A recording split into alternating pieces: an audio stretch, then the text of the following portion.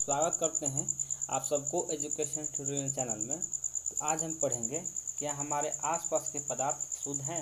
Is matter around us pure. तो आज हम जानेंगे कि पदार्थ क्या होता है। तो पदार्थ हम उसे कहते हैं जो स्थान घेरे एवं जिसमें द्रव्यमान हो और जो अवरोध उत्पन्न करता हो। अब जानेंगे कि शुद्ध क्या होता है। तो शुद्ध हम उसे कहते हैं कि जिसमें कोई मिलावट न हो, लेकिन वैज्ञानिक भाषा में कहा गया है कि सभी वस्तुएं यानी जितना भी वस्तुएं हैं वह क्या है, मिश्रण है, अतः शुद्ध नहीं है। क्योंकि जो भी वस्तु है यह किसी न किसी रूप में मिश्रित है, यानी वह किसी चीज़ का मिश्रण है। जैसे हवा हो गया, तो उदाहरण के लिए हम लोग ले लिए हवा। तो हवा में कार्बन डाइऑक्साइड होता है, ऑक्सीजन होता है, आर्गन होता है, जलवाष्प होता है। जैसे ले लिए दूध, तो दूध में जल भी होता है, वसा होता है। तो शुद्ध पदार्थ हम उसे कहते हैं यानी जो एक ही प्रकार के कणों से मिलकर बना हो और जिसका रासायनिक प्रवृत्ति क्या होते हैं, समान होते हैं। एक शुद्ध पदार्थ एक ही प्रकार के कणों से मिलकर बना होता है। पदार्थ के बारे में पढ़ लिए कि पदार्थ क्या होता है। अब जानेंगे कि मिश्रण क्या होता है। तो मिश्रण एक पदार्थ है जो दो या दो से अधिक तत्व अथवा यौगिकों का बना होता है। जैसे उदाहरण के तौर पर ले लिए वायु। तो वायु में यानी हवा, तो हवा जैसे गैस और नाइट्रोजन और आर्गन के क्या है, और कार्बन डाइऑक्साइड और जलवाष्प का मिश्रण है। अब जानेंगे कि मिश्रण कितने प्रकार के होते हैं। तो मिश्रण दो प्रकार के होते हैं। कौन कौन? एक समांगी मिश्रण और एक विषमांगी मिश्रण, यानी एक होमोजीनियस मिक्सचर, दूसरा हेट्रोजीनियस मिक्सचर। अब जानेंगे कि समांगी मिश्रण क्या होता है। तो वे मिश्रण जिसमें पदार्थ परस्पर पूर्ण रूप से मिश्रित होते हैं अतः और एक दूसरे से अभिभेद होते हैं। इसका मतलब हो गया जैसे पानी में चीनी डाल देंगे तो क्या वो घुल जाएगा, पूरी तरह से घुल जाएगा, लेकिन चीनी के कण पानी में दिखाई नहीं देंगे, यानी वो पूरी तरह से मिश्रित हो जाएगा। तो उसी को अभिभेद यानी अपनी आँखों से हम देख नहीं सकते हैं, तो उसे हम समांगी मिश्रण कहते हैं। और संपूर्ण द्रव्यमान में एक समान संगठन होता है। जैसे उदाहरण के तौर पर ले लेते हैं कि जल में चीनी का विलयन क्या है, समांगी मिश्रण है। अब जानेंगे कि विषमांगी मिश्रण क्या होता है। तो विषमांगी मिश्रण वे मिश्रण जिसमें पदार्थ पृथक रहते हैं और एक पदार्थ छोटे कणों, छोटी बूंदों अथवा छोटे बुलबुलों के रूप में दूसरे पदार्थ में जगह फैला रहता है, विषमांगी मिश्रण कहलाते हैं। यानी वैसे पदार्थ को हम विषमांगी मिश्रण कहेंगे कि जो पूरी तरह से घुलता नहीं है, यानी उसके कण दिखाई देते हैं। जैसे एक यहाँ पे जैसे मान लीजिए कि जैसे यहाँ पे एक बीकर ले लिए और इसमें पानी डाल दिए और इसी में अगर बालू का रेत डाल देंगे तो क्या होगा, बालू के रेत यानी बालू के जो कण होगा वह दिखाई देगा। तो इसी को हम विषमांगी मिश्रण कहेंगे। यानी कण जो होता है वह पूरी तरह से घुलता नहीं है। तो इसे उदाहरण के तौर पर ले लेते हैं, चीनी बालू का रेत का मिश्रण एक विषमांगी मिश्रण है, क्योंकि इस मिश्रण के विभिन्न भागों में शक्कर यानी बालू का भिन्न भिन्न मिश्रण संगठक होगा। द्रवों में ठोसों का निलंबन भी विषमांगी मिश्रण है। तो आगे जानेंगे कि निलंबन क्या है।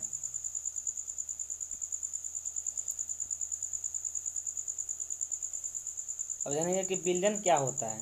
तो विलयन होता है कि दो या दो से अधिक पदार्थों का समांगी मिश्रण को हम विलयन कहते हैं। जैसे उदाहरण के तौर पे नींबू जल, सोडा जल आदि विलयन के उदाहरण है। यानी दो या दो से अधिक पदार्थों का समांगी मिश्रण को हम विलयन कहते हैं। अब यहाँ पे देख लीजिए कि विलयन क्या होता है। तो विलयन यानी सॉल्यूशन, एक होता है विलय यानी सॉल्यूट और दूसरा होता है विलायक यानी सॉल्वेंट। तो हम विलय उसे कहते हैं कि जो पानी में नहीं, जो किसी माध्यम में घुलता हो उसको हम विलय कहते हैं, और जो माध्यम होता है उसी को हम विलायक कहते हैं। यानी घुलनशील पदार्थ को हम विलय कहते हैं और जिसमें पदार्थ घुलता है उसको क्या बोलते हैं, विलायक बोलते हैं। उदाहरण के तौर पर देख लेते हैं कि शक्कर यानी चीनी और पानी यानी शर्करा का पानी। अब जानेंगे कि विलयन के प्रकार, कि विलयन के कितने प्रकार होते हैं और क्या क्या होता है। एक होता है वास्तविक विलयन, एक होता है कोलाइड विलयन, दूसरा होता है निलंबन। तो वास्तविक विलयन में जो विलयन का कण होता है वह 10⁻⁻9 मीटर से क्या होता है, छोटा होता है। और कोलाइड विलयन में विलयन में कण का आकार वास्तविक से बड़ा किंतु निलंबन से छोटा होता है, यानी इसका जो साइज होता है वह 10⁻⁹ से 10⁻⁶ मीटर होता है। निलंबन में कणों का आकार क्या होता है, बड़ा होता है, यानी यह 10⁻⁶ से बड़ा होता है। अब देखिए, विलय कण नंगी आंखों द्वारा नहीं देखे जा सकते, यानी वास्तविक विलयन में जो विलयन का कण होता है वह अपनी नंगी आंखों द्वारा नहीं देखा जा सकता है। जैसे कुछ सूक्ष्मदर्शी से दिखाई देता है, जैसे हम लोग सोचेंगे कि ऐसे अपनी आंखों से ऐसे डायरेक्टली देख ले तो नहीं देख पाएंगे। कोलाइड विलयन में कणों को नंगी आंखों से नहीं देख सकते, सूक्ष्मदर्शी द्वारा देख सकते हैं। जैसे दूध है तो दूध में क्या है, वसा है, प्रोटीन है, तो हम लोग ऐसे नहीं देख सकते। और निलंबन यानी निलंबन को नंगी आंखों से हम देख सकते हैं। समांगी मिश्रण हो गया वास्तविक विलयन में, समांगी दिखाई देता है परंतु वास्तव में विषमांगी होता है, इसमें होगा विषमांगी मिश्रण। और चौथा में होगा कि छानन विधि द्वारा इसके कण पृथक कर सकते हैं, और इसमें पृथक नहीं कर सकते हैं। और इसमें छानन निलंबन यानी छानन द्वारा पृथक कर सकते हैं। जैसे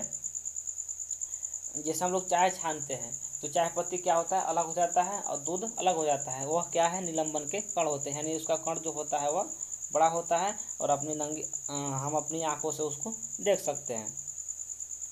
तो स्थिर विलयन अस्थायी रखने पर कण नीचे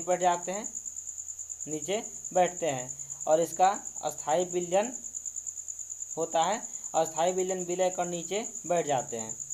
टिंडल प्रभाव नहीं दिखाते हैं, टिंडल प्रभाव दिखाते हैं। टिंडल प्रभाव दिखाई व नहीं दिखाई दोनों अवस्था हो सकती है। इसमें अगर विलयन के कण छन्ना यानी कागज में से पार निकल जाते हैं, और निलंबन के कण छन्ना कागज में से पार निकल सकते हैं, और कोलाइड में कण छन्ना कागज में से गुजर जाते हैं। उदाहरण के तौर पे पानी में चीनी, जैसे पानी में चीनी लोग डाल देंगे तो वह हम लोग छान नहीं सकते हैं। जैसे दूध रक्त हो गया और ये बालू पानी में। तो यहाँ पे देख सकते हैं कि एक होता है सॉलिड और सॉल्वेंट और सॉल्यूशन, यानी विलय, विलायक और विलयन।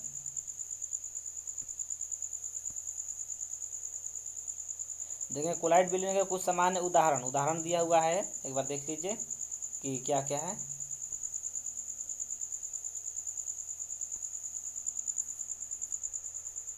अब हम लोग देखेंगे कि सांद्रता, विलयन की सांद्रता, यानी गैस में गैस कोलाइड विलयन नहीं है, यह क्या है, एक मिश्रण है। तो ये फार्मूला है दो, इसको याद कर लीजिएगा ताकि इसे न्यूमेरिकल आगे बनाने में आसानी होगा। तो विलयन के द्रव्यमान प्रतिशत द्वारा द्रव्यमान निकालना है, तो उसका फार्मूला होता है कि विलय का द्रव्यमान, यानी जो पानी जो घुलता है उसी को विलय बोलते हैं, और टोटल विलयन यानी सॉल्यूशन यानी विलय और विलायक दोनों का जितना द्रव्यमान होगा टोटल, यानी विलय का द्रव्यमान अपॉन टू विलयन का द्रव्यमान इंटू में 100, और विलयन के आयतन प्रतिशतता द्वारा द्रव्यमान, इसका होता है विलय का द्रव्यमान बटा में विलयन का आयतन गुने 100। अब हम जानेंगे कि कोई भी मिश्रण को पृथक करने के तरीके, यानी कैसे कैसे, अगर कोई भी मेरे पास मिश्रण है तो उसको हम कैसे कैसे अलग करेंगे। तो सबसे पहले है इवेपोराइजेशन यानी वाष्पीकरण। तो इसका मूल्य उद्देश्य है कि यह मिश्रण के दो पदार्थों में से एक पदार्थ का वाष्पीकरण होना, जैसे एक पदार्थ का क्वथनांक दूसरे से कम होता है। जैसे सामग्री ले लेते हैं कि रंग डाई, जिसका क्वथनांक ज़्यादा है, तथा पानी, बीकर, वाच गिलास जब हम पानी में मिले रंग को गर्म करते हैं तो पानी निष्कासित हो जाता है तथा वाष्प ग्लास में रह जाता है। तो वाष्पीकरण होता है कि कोई भी दो पदार्थ का मिक्सचर होता है, तो एक अगर वाष्पीकरण होता है तो उसको हम वाष्पीकरण विधि से निकाल सकते हैं। जैसे लवण और जल, यानी जल हो गया, जल और लवण का अगर मिक्सचर रहेगा तो उसको वाष्पीकरण विधि से हम लोग निकाल सकते हैं, क्योंकि जब इसको वो करेंगे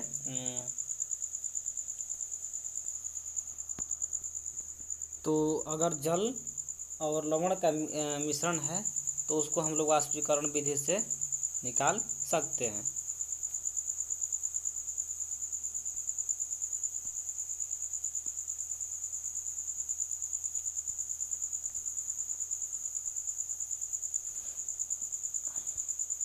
दूसरा हो गया अपकेंद्रीकरण यानी सेंट्रीफ्यूगेशन।